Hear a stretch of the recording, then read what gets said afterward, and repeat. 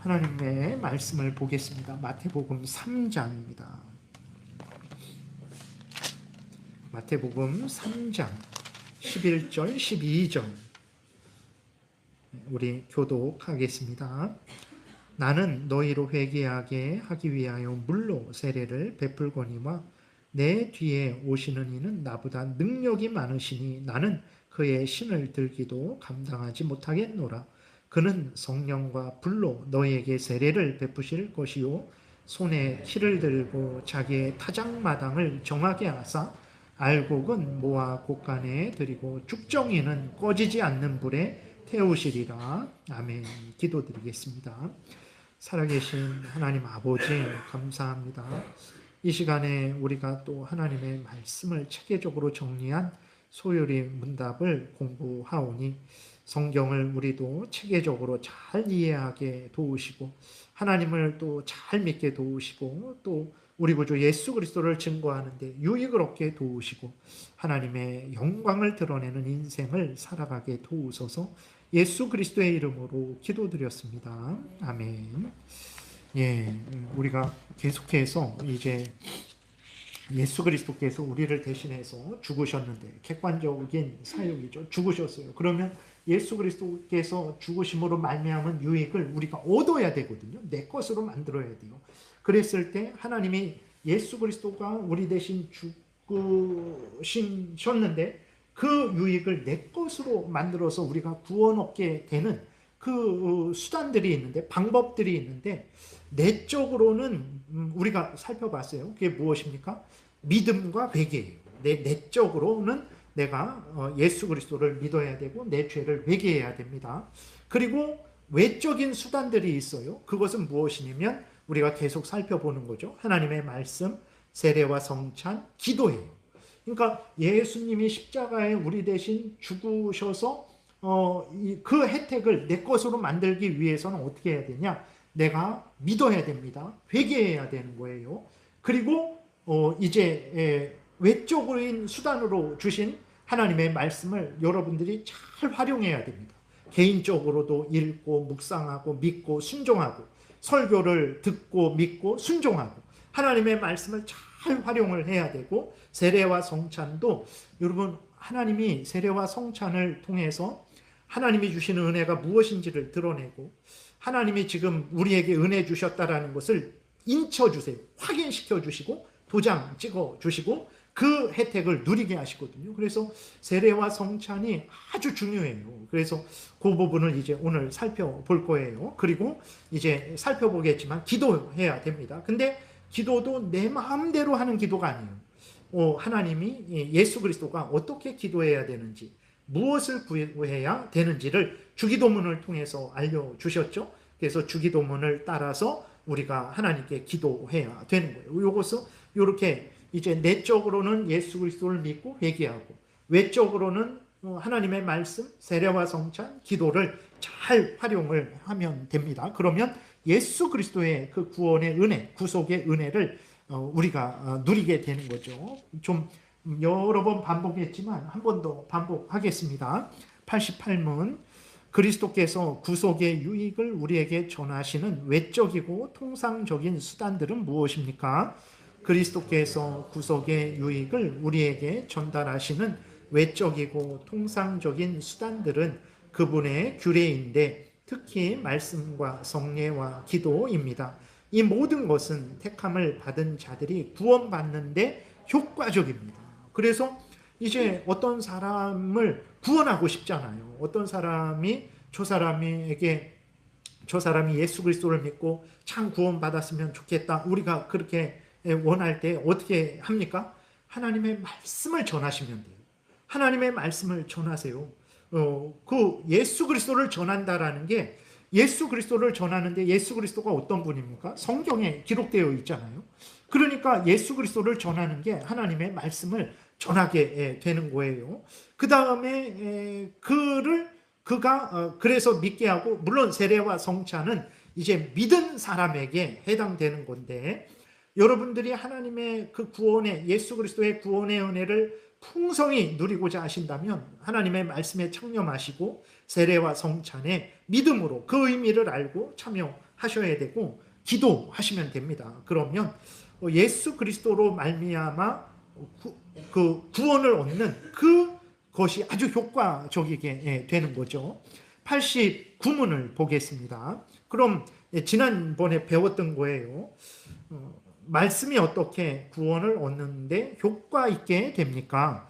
성령 하나님께서 말씀을 읽는 것, 특별히 말씀의 선포를 효과 있는 수단으로 사용하셔서 죄책을 드러내시고 죄인을 회개시키시고 믿음을 통해 거룩함과 위로 가운데 굳게 세우셔서 구원에 이르게 하십니다. 그래서 여러분 생각해 보세요. 우리가 어떻게 구원을 얻을까? 한번 생각할 수 있잖아요. 뭐 갑자기 하늘에서 막 뭐 빛이 내려와 갖고 내가 그 빛을 쬐 갖고 내가 변화되어 갖고 내가 구원을 얻는 것일까? 그러지 않죠. 성경이 뭐라고 말합니까? 우리를 구원하시는데 하나님이 어떻게 구원하시냐면 말씀을 개인적으로 읽을 때, 그리고 이렇게 설교되는 말씀을 들을 때 성령께서 그 말씀을 사용하셔서 그 사람을 거듭나게 하시고 그 사람의 죄를 드러내게 하셔서 회개하게 하시고 그 사람에게 믿음을 주셔서 예수 그리스도를 믿고 구원에 이르게 하세요. 그러니까 구원에 이르는 방식은 이런 방식이에요. 어떤 특별한 빛을 보고 뭐 환상을 보고 그렇게 해서 구원 얻는 게 아니고, 하나님이 우리를 구원하시는 방식은 말씀을 사용하셔서 우리의 죄를 깨닫게 하시고 그래서 회개케 하시고 예수 그리스도가 구주라는 것을 알려주셔서 예수 그리스도를 믿음으로 구원 얻게 하시는 거예요. 이게 하나님이 우리를 구원하시는 방식입니다. 근데 이렇게 구원하시는 방식을 모르니까 자꾸 다른 어떤 신비하고 이상한 방식을 추구하게 되고, 아니면 신천지 이만희에게 가서 들어야 이렇게 구원 얻는 줄 알고 신천지 이만희 같은 사람들에게 찾아가게 되는 거예요. 절대 아닙니다. 그런 식으로 하나님이 구원하시지 않아요. 그래서 오전에도 말씀을 드렸지만 하나님이 어떻게 구원하십니까? 택함 받은 사람이 있잖아요. 창세전에. 그러면 하나님께서 일꾼을 그에게 보내시죠. 그에게 보내셔서 복음이라는 것은 무엇입니까? 복음, 복된 소리거든요. 복된 소식인데 뭐가 복되냐? 나는 지금 죄져갖고 하나님 앞에 죄져갖고 지금 하나님의 심판을 받아서 지옥에 가야 되는 거예요. 그래서 나는 지금 죽어있고 앞으로 영원히 죽을 거거든요. 영원히 죽는다라는 것은 지옥에서 영원한 심판을 받아야 되는 것이거든요. 그렇게 나는 그러한 불행한 상태에 있는데 갑자기 하나님이 예수 그리스도를 믿어라. 그러면 너와 내 집이 구원을 얻을 것이다. 그렇게 말씀을 하시는 거죠. 그러니까 얼마나 복된 소식입니까? 그러니까 복음이라는 것은 간단하게 말하면 예수 그리스도를 믿으면 구원 얻는다. 예수 그리스도를 믿으면 천국 간다. 지옥에 떨어져야 되는 사람들에게 얼마나 복된 소식입니까? 그래서 간단하게 예수 그리스도를 믿으세요. 그러면 구원받습니다. 이게 복음이죠. 근데 이것을 좀 더 이렇게 확대하면 예수 그리스도는 누굽니까? 예수 그리스도는 참 하나님이시고 참 인간이시고, 예수 그리스도가 무슨 말씀을 하셨습니까? 예수 그리스도가 무슨 일을 하셨습니까? 그러니까 이 성경을 보게 되는 거죠. 그래서 크게 넓게는 이 성경에 있는 모든 내용들이 복음이에요. 근데 아주 핵심적으로 줄이면 예수 그리스도를 믿으면 구원받는다. 이게 복음입니다. 이게 복음이에요. 그래서 오전에도 말씀드렸듯이 하나님이 데살로니가 사람들을 구원할 때에 창세전에 택하셨죠. 때가 되니까 바울을 보내셨어요. 바울을 보내셔서 복음을 전했죠. 그리고 그 복음을 듣고 믿고 회개하고 하나님께로 돌아오게 하셨어요. 이게 구원 얻는 방식인 거예요. 다른 돈을 아무리 갖다 줘도요, 교회가 이렇게 어려운 사람들을 도와야 됩니다. 주변에 어려운 사람들을 돕고 지원하고 뭐 그렇게 하는 것은 마땅한 거예요. 사랑을 베푸는 건 마땅한 거예요. 그러나 교회가 그런다고 해서 이 주변에, 공덕동 주변에 어려운 사람을 교회가 다 도왔어요. 돈 1,000만 원씩, 매일 1,000만 원씩 매일 그렇게 돈을 이렇게 지원했어요. 그런다고 구원이 이루어지냐? 절대 안 이루어져요. 그거는 교회가 주변을 그냥 사랑을 베푸는 거고 돕는 거예요. 물론 그런 것을 도구로 해서 교회로 인도될 수는 있어요. 그러나 그가 교회로 인도돼서 구원 얻는 것은 바로 예수 그리스도의 말씀을 듣고 죄를 회개하고 믿음으로 구원 얻는 것이지, 돈을 1,000,000원 지원받고 1억 원 지원받는다고 해서 구원이 이루어지는 것은 아닙니다. 그래서 교회가 주변 사람들을 도와야 돼요. 근데 그 일에만 빠져버리면 교회가 아닌 거예요. 그건 속는 거예요. 잘못된 것입니다. 주변 사람을 돕되 근본 바탕은 복음을 전하는 도구로서 이렇게 사용을 해야 되는 거지. 그 어느 교회들을 보면 주변 사람을 돕는 게 주 업무인 경우가 있어요. 그것은 조금 엇나간 거예요. 그것이 주 업무가 돼서는 안 되고, 교회는 복음을 전하고 복음을 믿는 사람들에게 하나님의 말씀으로 양육해서 하나님을 잘 섬기고 하나님의 뜻대로 살아가도록 돕는 그 일이 교회의 가장 우선순위지, 교회가 어떤 자선단체처럼 남을 돕는 게 우선순위가 되어서는 안 된다라는 것을 우리가 잊지 말아야 됩니다. 그 다음에 구신문 했던 건데 다시 보겠습니다. 말씀이 구원에 효과 있게 되도록 어떻게 읽고 들어야 합니까? 말씀이 구원에 효과 있게 되도록 근명과 준비와 기도로서 말씀에 집중하고 믿음과 사랑으로 말씀을 받아들여야 하며 우리의 마음에 말씀을 간직해야 하고 우리의 삶에서 말씀을 실천해야 됩니다. 정말 그래요. 여러분, 여러분들이 예수 그리스도를 믿지 않는데, 좀 말씀드렸지만 예수 그리스도를 믿지 않는데 제가 이 앞에서 하나님의 말씀을 전하지 않아요. 예수 그리스도를 전하지 않아요. 그리고 맨날 돈 100만 원씩 줘요. 주일날 올 때마다 1,000만 원씩 줘요. 그러면 여러분들이 구원을 얻겠습니까? 안 돼요. 그것은 아주 명심해야 됩니다. 또 반복해서 말씀드리지만 성령이 하나님의 말씀을 도구로 삼아서 우리의 죄를 깨닫고 회개하게 하고 예수 그리스도가 구주이심을 알고 믿고 그렇게 믿음으로 구원을 얻게 하는 거거든요. 그렇기 때문에 우리는 이 하나님의 말씀을 소중히 여겨야 되는 거예요. 그래서 개인적으로도 여러분들이 성경을 읽으실 때에도 그렇고 공적으로 이렇게 교회에서 설교를 들으실 때에도 그렇고 어떻게 우리가 말씀을 개인적으로 대하고 또 설교를 들어야 되는가, 열심히 애써야 돼. 근면해야 됩니다. 준비해야 됩니다. 기도해야 되는 거예요. 집중해야 됩니다. 그 다음에 믿음과 사랑으로 하나님의 말씀을 받아들여야 되고 간직해야 되고 그 말씀을 따라 순종해야 됩니다. 실천해야 됩니다. 이러한 마음과 태도로 하나님의 말씀을 대해야 되고 설교를 대해야 된다는 것을 우리가 항상 생각해야 되겠습니다. 이렇게 하나님이 말씀을 가지고 그 구원을 얻게 하고 구원 얻은 자로 하여금 계속해서 성장하고 성숙하게 합니다. 그리고 성례를 통해서도 성례는 거룩한 예식인데 왜 거룩한 예식이냐? 예수님이 제정하셨어요. 그리고 우리에게 예수님의 십자가 죽음의 그 은혜와 혜택을 우리에게 주는 도구로 사용하는 거룩한 예식이기 때문에 거룩한 예식, 성례라고 하는 것입니다. 그래서 이 하나님께서 성례를 통해서도 예수 그리스도의 구속의 은혜를 우리가 받아 누려서 우리가 성장하고 성숙하게 합니다. 91문을 보겠습니다. 성례는 어떻게 구원에 효과 있는 수단이 됩니까?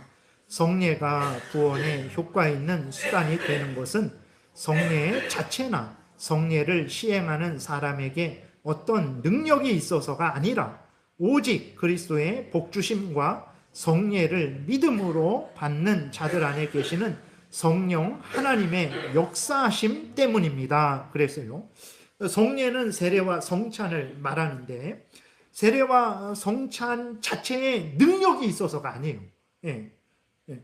세례를 베풀잖아요. 세례 자체에 능력이 있는 게 아니에요. 그리고 세례를 베푸는 목사에게 능력이 있어서 세례 받는 사람이 은혜를 받는 것도 아니에요. 그리고 세례를 베풀 때 사용하는 그 물이 능력이 있어서 그 물이 머리에 뿌려져 갖고 그 사람이 은혜 받는 것도 아니에요. 그러니까 성찬도 마찬가지죠. 성찬 자체에 능력이 있는 게 아닙니다. 성찬을 행할 때 포도주가 있고 떡이 있죠. 그 포도주와 떡 자체가 능력이 있는 것도 아니에요. 예. 근데 그러면 어떻게 성례가 예수 그리스도의 구원의 혜택을 우리에게 누리게 하고 우리가 그 은혜로 성숙하고 성장하게 합니까? 이렇게 질문을 할 수가 있는 거죠. 그거는 이제 말씀드리고, 문제는 로마 카톨릭은 성례 자체, 세례 자체의 능력이 있고 성찬 자체의 능력이 있어요. 그래서 여러분들이 세례를 받을 때에도 물론 다 그런 건 아니지만 세례 자체의 능력이 있기 때문에 베푸는 신부의 능력이 있기 때문에 사용하는 그 거룩한 물의 능력이 있기 때문에 좀 극단적으로 얘기해도 믿음으로 세례받지 않아도 세례의 혜택을 받아요. 성찬도 저 신부가 이렇게 이것은 떡을 가지고 이것은 주님의 몸입니다 라고 축성할 때, 축복할 때에 이 떡이 예수님의 살로 변해요. 그리고 포도주를 가지고 이것은 주님의 피입니다 라고 그렇게 축복할 때에 포도주가 피로 변해요. 그래서 지금 여기 있는 거는 눈에 보일 때 떡이고 포도주지만 그 본질은 예수님의 살이고 예수님의 피예요. 그렇기 때문에 예수님의 살이고 예수님의 피기 때문에 여러분들이 믿음이 없이 여기 참여했어요. 근데 제가 이렇게 나눠주잖아요. 여러분들은 무엇을 먹는 겁니까? 예수님의 피고 예수님의 살을 먹는 거기 때문에 여러분들에게 능력이, 은혜가 임한다 그래요. 그렇게 되는 거거든요. 근데 그게 아니에요. 그게 아니라 여기서 이렇게 말하는 것은, 보세요. 성례가 세례와 성찬을 말하는데 구원에 효과 있는 수단이 되는 것은 성례 자체, 성례를 시행하는 사람에게 능력이 있어서가 아니라는 거예요. 그럼 무엇 때문에 성례가 그렇게 구원에 효과 있는 수단이 되냐? 그랬을 때 성례를 행할 때 예수님이 우리와 함께 계시고 우리에게 복 주세요. 그리고 우리가 성례를 행할 때 믿음으로 그 성례에 참여하면 성령께서 역사하셔서 예수 그리스도의 구원의 혜택을 우리가 누리게 하시는 것입니다. 그래서 이것을 여러분들이 잘 이해를 하셔야 돼요. 이게 왜 이렇게 돼 있냐면, 로마 카톨릭이 그 당시 앞에서 말씀드린 대로 성례가 우리에게 유익되는 것은 성례를 행할 때에 우리 구주 예수 그리스도께서 우리와 함께 계시면서 그 은혜를 우리에게 주시기 때문에, 우리가 믿음으로 받아들일 때에 성령께서 우리 안에서 역사하시기 때문에 우리에게 은혜가 있는 건데, 로마 카톨릭은 앞에서 말씀드린 대로 그 예수님이 우리와 함께 계시면서 우리에게 은혜 주신다라는 건 생각도 안 하고, 우리가 믿음으로 받아들일 때 성령께서 역사하셔서 은혜 주신다라는 것은 생각 안 하고, 성례 자체가 능력 있다, 성례 때 사용하는 떡과 포도주가 능력 있다, 이런 식으로 주장을 한 거예요. 그래서 그게 아니고 떡과 포도주는 그냥 떡과 포도주예요. 세례 때 사용하는 물은 그냥 물이에요. 근데 세례 때 왜 구원의 유익을 누리냐? 성찬 때 왜 예수 그리스도의 구속의 유익을 누리냐? 그랬을 때 바로 예수 그리스도가 우리와 함께 계시면서 은혜 주시고 성령이 역사하시기 때문이다, 이렇게 말을 하는 거예요. 그래서 어느 정도냐면, 로마 카톨릭은 신부가 이제 이것은 예수님의 피입니다, 예수님의 살입니다 할 때 이 떡이 예수님의 피로 변했고 예수님의 살로 변했잖아요. 그래갖고 이렇게 로마 카톨릭 미사하는 거 가끔 텔레비 그런데 있잖아요. 그거 보게 되면 이미 이제 축성한 다음에 떡과 포도주가 예수님의 살이고 예수님의 피가 됐기 때문에요, 그 앞에 무릎 꿇습니다. 신부님이 그 앞에 무릎 꿇어요. 그거는 우상 숭배예요. 여러분, 제가 만약에 여기 떡과 포도주, 하나님 이렇게 예수님의 뭐 떡과 포도주를 이렇게 준비해서 기도하고 이게 떡과 포도주가 됐다 그러면서 제가 떡과 포도주 앞에 무릎 꿇고 고개를 숙이고 절을 한다고 생각해 보세요. 말이 되나요? 말이 안 돼요. 말이 안 되는데 로마 가톨릭은 지금도 그래요.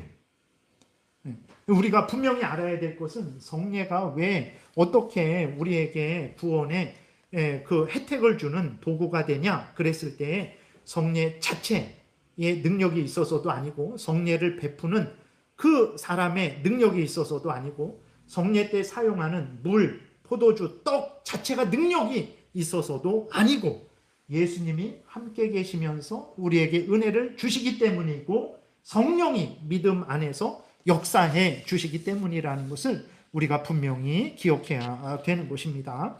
그래서 베드로전서 3장 21절 우리 같이 읽겠습니다.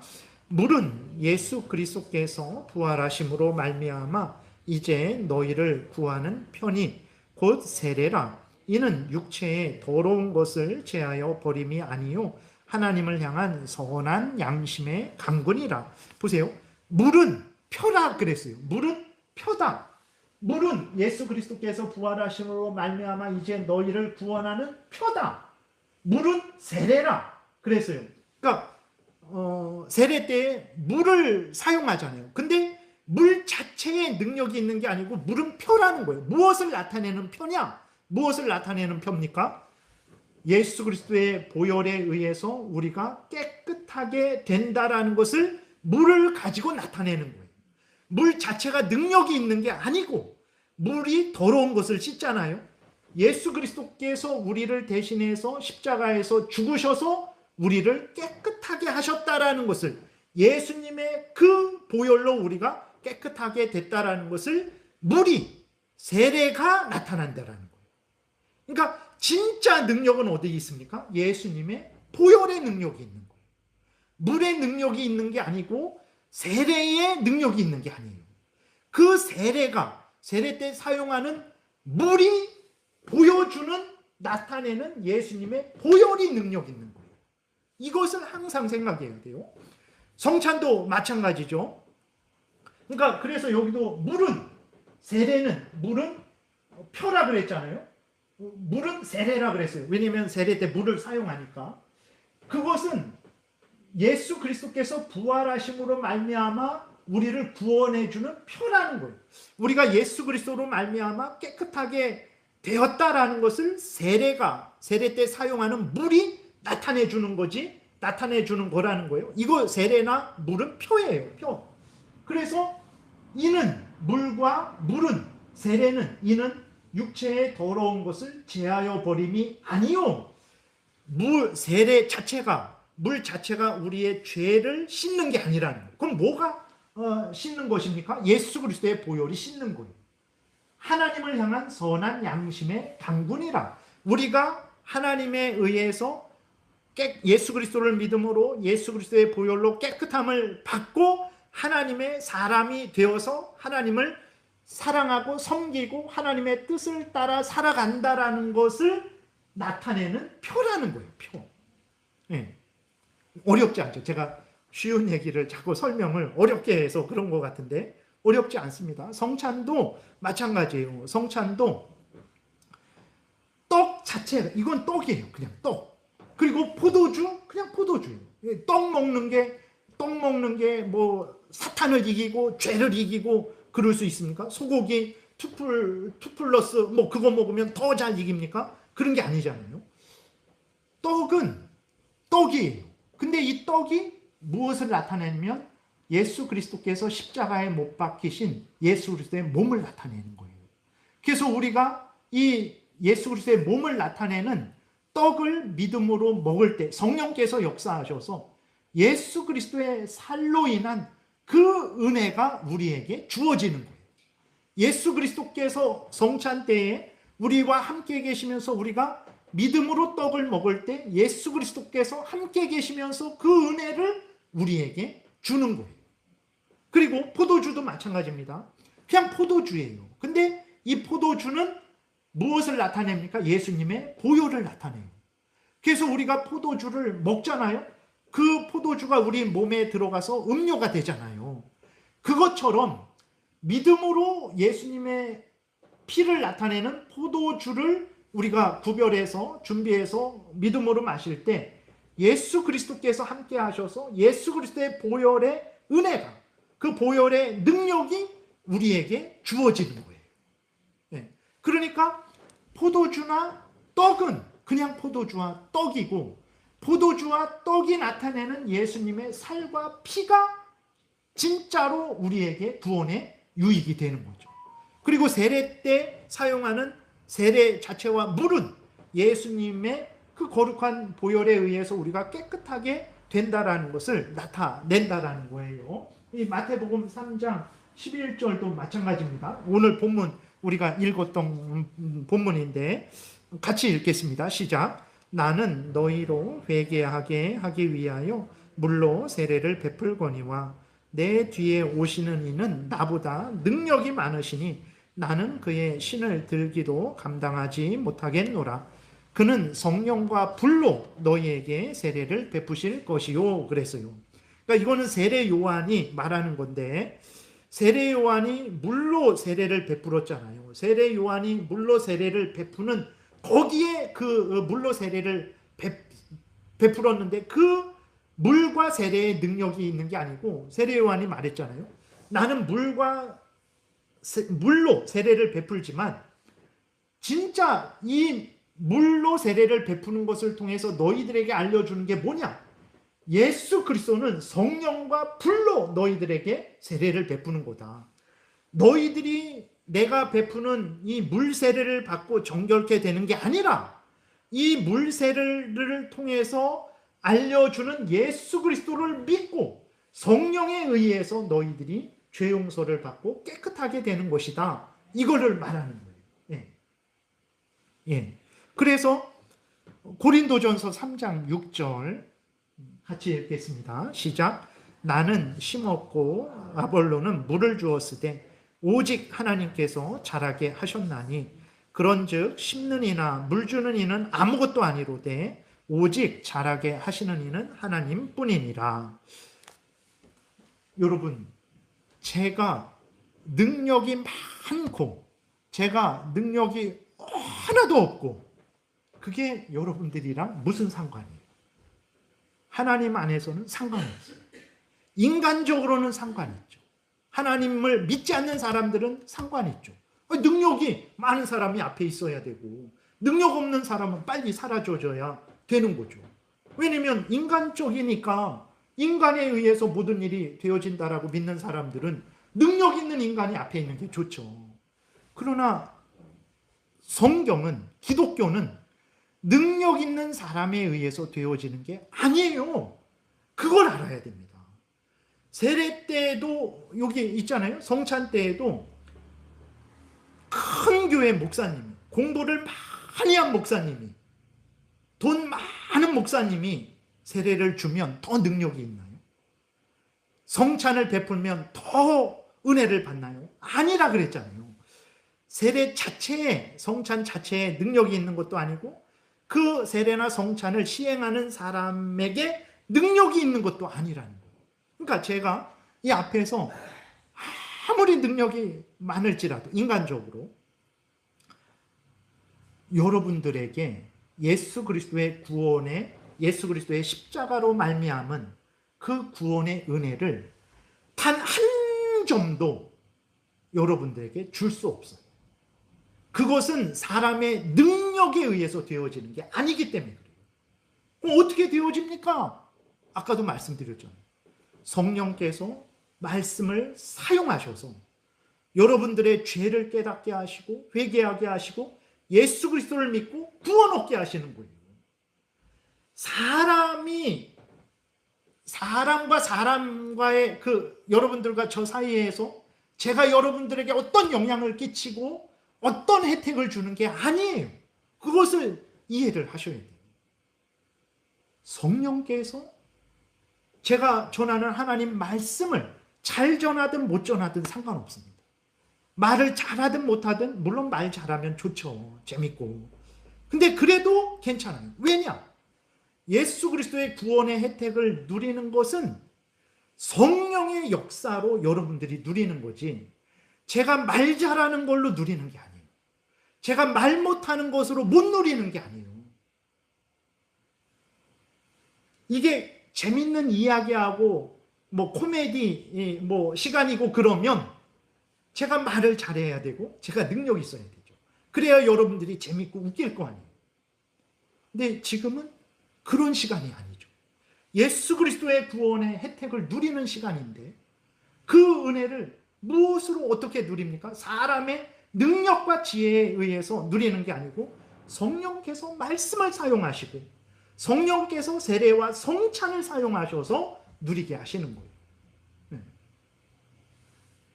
그렇기 때문에 여기에 못난 사람이 있건 잘난 사람이 있건 상관없어요. 우리 모두는 성령 하나님을 의지하고 성령께서 하나님의 말씀을 사용하셔서 세례와 성찬을 사용하셔서 우리에게 예수 그리스도로 말미암은 그 구원의 혜택을 우리에게 적용시켜 달라고 우리가 믿고 이 시간에 참여하면 되는 거예요. 네. 그게 중요한 거예요. 그게 중요하지 않으면 능력 있는 목사가 중요해집니다. 사람이 중요하게 되는 거예요. 말 잘하는 게 중요하게 되는 거예요.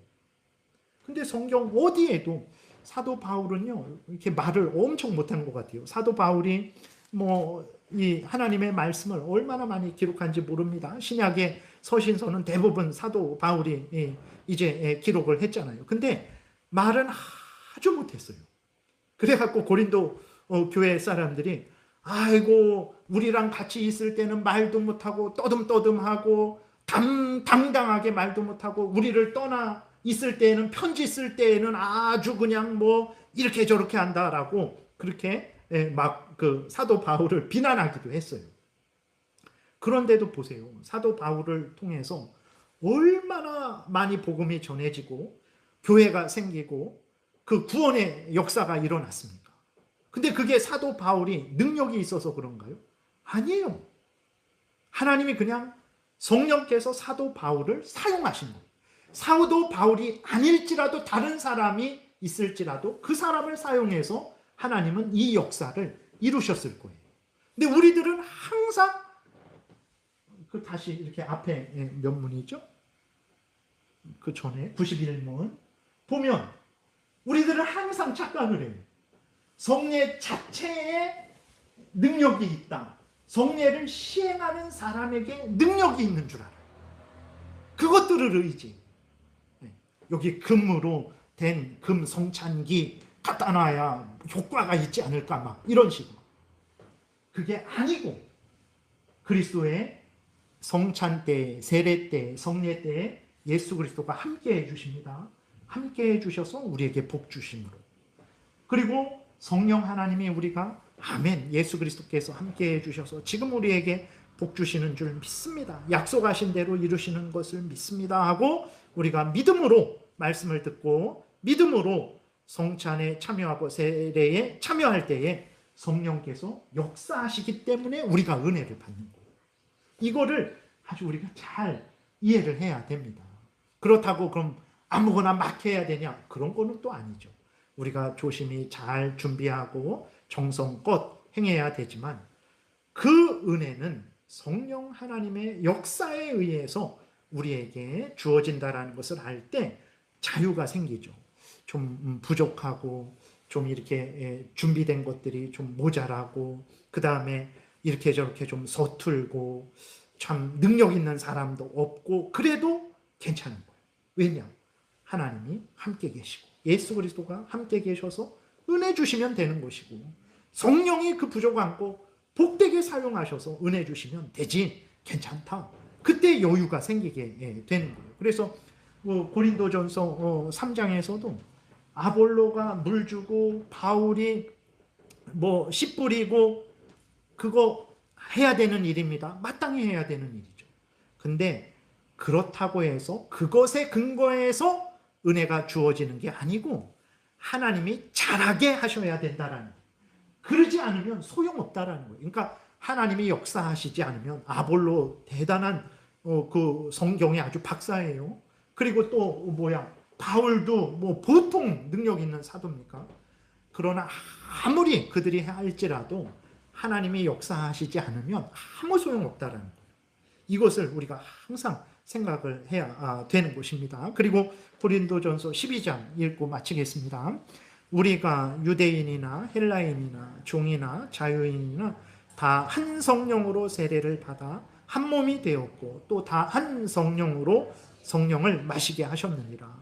그러니까 유대인이나 헬라인, 유대인이라고 더 은혜 받고 이방인이라고 덜 은혜 받고 대한민국 사람이라고 더 은혜 받고 아유 저 일본 놈들은 덜 은혜 받고 그런 거 없습니다. 그런 거 없습니다.